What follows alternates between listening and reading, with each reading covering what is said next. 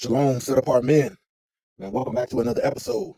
Man, the channel where we teach young men, young and old, how to walk in righteousness, how to live set apart, and how to obey the will of the Most High.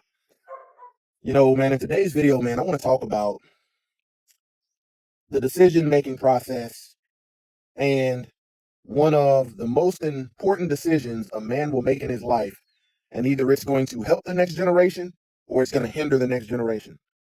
Man, oftentimes we see men complain about, their baby mamas, their child mothers, their ex-wives, X, Y, and Z. But at the end of the day, man, we truly need to take it back to the root of the problem. And it has to do with our selection process and the women that we have children with. Roll that footage. Y'all listen? Let me tell you something I wish somebody told me earlier. Finding a good mother for your kids is more important than finding a good-looking woman for yourself. Beauty fade. But how she raise them babies? That lasts forever. I hear you, OG. The Matrix is everywhere. It is all around us. Even now, in this very room, you can see it when you look out your window or when you turn on your television. You can feel it when you go to work, when you go to church, when you pay your taxes. It is the world that has been pulled over your eyes to blind you from the truth. What truth? That you are a slave like everyone else. You were born into bondage. Unfortunately, no one can be told what the Matrix is. You have to see it for yourself. This is your last chance. After this, there is no turning back. You take the blue pill, the story ends. You wake up in your bed and believe whatever you want to believe. You take the red pill, you stay in Wonderland, and I show you how deep the rabbit hole goes. Remember, all I'm offering is the truth, nothing more. All praise to the Most High, Yah Shalom. Thank you for tuning in to another righteous Ruach Spirit-filled episode of the Set Apart Man. Once again, I'm back in the trenches, handling that kingdom business. Man, first and foremost, men must stop connecting their feeling of love with their penis. You gotta disassociate with the feelings of pleasure that come from your penis. They go to your brain and says, man, these are feel-good feelings, feel-good signals that release dopamine. We have to disconnect from that. When you think about men complaining about their baby mamas, their children's mama, their ex-wife that they had children with, the reality is, man, we cannot blame anybody else because we chose these women. Before I go any further, man, I need all the brothers out there watching this to do me a solid. Don't cost you anything. Hit that like button. No, really. Go ahead and hit that like button. Help this video get ahead in the algorithm, to help save a young man's life that doesn't realize that next one that he sends out the chamber, can affect the whole trajectory of his life. And secondly, consider subscribing to the channel. And if you subscribe, turn your notifications on and set them to all notifications. Lastly, man, drop me a comment down below answering these questions. Older men specifically that have had to deal with these headaches. Why do you think men struggle at selecting a woman from good stock to have children with? Why do you think there's so many, men out here laying down who having babies with spiritually retarded women? Let me know down in the comments and let's start the conversation. Man, you're never going to hear anybody speak on this, definitely publicly to the level that I'm going to speak of it on. And I'm going to even give you some transparency. And I'm going to show you how oftentimes, man, when we're moving unrighteous and we're not moving set apart as men, we will continue to fumble the bag. Okay, so, man, at 23 years old, man, I was engaged in fornication. I'm going to break this down. I was engaged in fornication. I was stationed in Germany.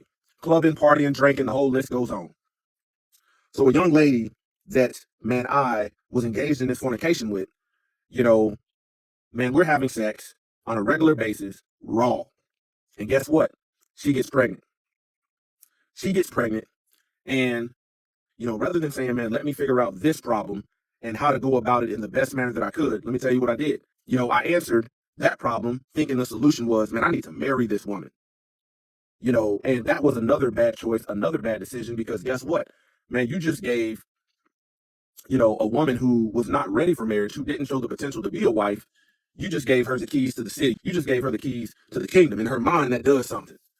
This goes on, and it doesn't take long, man, after you have done something like this to where you realize, oh, snap, man, some of those problems that I should have been focused on, some of those signs that I should have been focused on in the beginning and ignored because I was worried about, my flesh feeling pleasure and associating that with love. Here's the reality, man. That's going to turn around and bite you. It's going to rear its ugly head. And, you got men out there that will say, all you got to do is use protection. But the reality on the battlefield, on the spiritual warfield that we're dealing with, we got plenty of men out there that know what condoms are. You've had condom education, but guess what? When you're fornicating and living in lawlessness, you're not out here trying to follow any rules. So we know we got men out here that hit things raw. Man, that marriage lasted in total for 4 years trying to progress something that was never meant to be. Fast forward to the day, man, once I divorced her and put her away because some of the signs that I tried to rectify in her, but she couldn't see, didn't want to change. You got to think, man, this is my ex-wife is the mother of my daughter.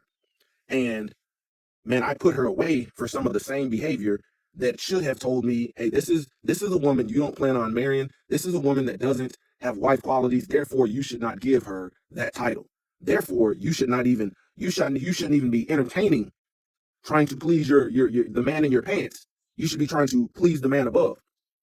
And after putting her away, man, it was about 2-3 years after that divorce that I remarried. But when I remarried my wife, now we got a daughter together, man. It was a totally different blueprint. Because man, I saw how one bad decision led to so much foolishness. Where I gave a woman my body, I gave a woman an opportunity to be a wife who did not deserve it, who did not show the fruit that she was going to be a good wife. And there was so many different things that went on that was anybody walking in truth would have said, man, that ain't gonna make it. That is not gonna make it. The reality is, man, there's men out there that when you think about it, man, you got men in strip clubs trying to hit women raw, trying to pay extra and hit these women raw. These little women that you roll up on the streets out and about when you're partying, you're like, oh man, Shawty's fine, and you're trying to hit these women raw. And what you don't realize is when you think about this generation of children out here, as rebellious as they are, uh, you know, this is what I'm telling you. Your choices sexually as a man and who you choose as a mother is going to shape the next generation. And what we're seeing, man, with a lot of these entitled men, women wanting to live a life of whoredom, man, these was children that was born out of wedlock, was born due to fornication, and man, these weren't good unions. And when you think about that, you got men complaining about men child support. She's always price gouging me, and I can't never win. But wait a minute, brother, you chose this woman. You chose this woman. You was the one that gave her access to your body. When you think about a rope getting tied, you tie a rope so it doesn't come apart. I want you to think about a soul tie. When you give your body to these women and you plant seed in them unrighteously in bad soil, man, you're forming a soul tie. And this is the reason why no matter how much you try to shake off their foolishness, the foolishness is always behind you as a man. Man, I remember going to taking a 4 hour trip, which I used to do like once a month to go see my daughter when I was stationed in El Paso. My daughter lived 4 hours down the road. So I would go see her once or twice a month.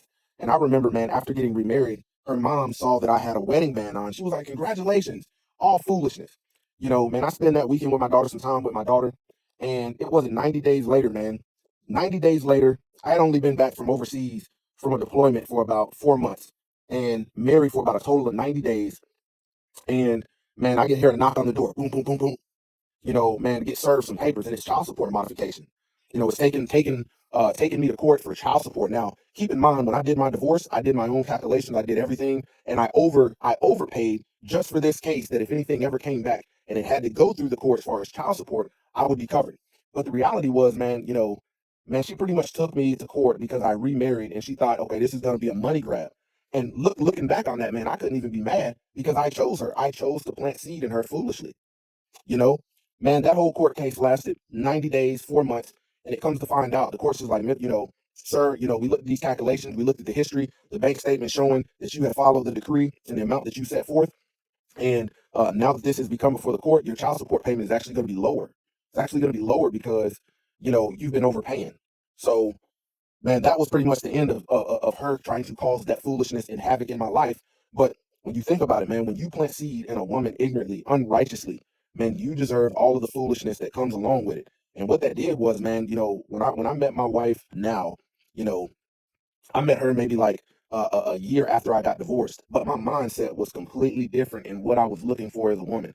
I knew what the standard was. When I married my daughter's mother, my ex-wife, when I was 23, bro, I didn't know what to look for to set apart a righteous woman, a woman that was cooperative. All I was looking for, man, she looked good, man, we gonna look good together. She makes me feel good, all of this foolishness. And it doesn't amount to anything but pain and suffering and future tribulations. I want you to think about that man you got to think about this, man. You got a man out there that has had a baby by a woman who's a prostitute. Now, she might not go by a prostitute in those terms, but she sells her body. She swindles men. Men, I'm telling you, you plant seed in a woman like that, and she's low vibrational, low mindset, low frequency. Here's the reality, man. There's something in you that's spiritually off too. The set apart man understands everything that I'm saying. You got You've got men out here that complain about, man, these women, all they want all my money, man, and I take care of my children, and I pay $1,000 a month, and they still coming after me. Well, man, you chose a woman that worships money. She don't serve the Most High, and this is why you're going to go through this. This is why it's always going to be foolishness. And I want men to really think about this. Any old squirrel can go grab a nut, but the squirrel that survives is going to look at his surroundings. He's going to take in everything and say, hey, man, something ain't right. This is not the place where I need to be. I need to be looking to get a nut. And I tell you, man, if you're as a man, if you're not trying to build a family righteously, man, you don't even need to be engaged in sex. If you're not thinking of, if you're looking at this woman that you had sex with in fornication, and you're saying, nah, man, I don't even see myself really being with her. What are you doing forming this sexual soul tie with her? And you don't even see her as wife material. Good men know what I'm talking about. You know good in your mind, this was just a hit it and quit it. Those are the situations that are going to be problematic in your life. Man, you got a lot of young men that don't even understand the snares that a lot of these women are setting for them. You got men out here that will use the condom that a woman has provided. And we already know what time that is. We already know what time they own when that stuff happens. Man, I'm telling you, when the word says flee fornication, flee it. It don't mean tiptoe away from it. It means run from it. Get the heck out of Dodge from it. Because bringing children into this world via fornication, and some men have done this multiple times. You've got 3, 4 baby mamas, 3, 4, 5, 6 children. And you've had these children with women you didn't want to marry. And they're wreaking havoc in your life. They're wreaking havoc in your life, constantly at your throat. And this is the fruit that has sprouted forth based upon those unrighteous seeds that you've sown. Man, once you disconnect the feeling of pleasure and dopamine release from your and start thinking with the logic that the Most High Yah gave you, when you start discerning according to his his Ruach HaKodesh, his Holy Spirit, man, you'll start to make better decisions. And I tell you, man, I when I met my wife that I'm married to now, we've been married for 6 years. Man, my vetting process looked completely different. So whereas I was fornicating with my oldest daughter's mother, there really wasn't no vetting process. It was just like, man, we're just gonna throw some bubble gum at the wall and see where it will stick. And that right there is the worst case scenario.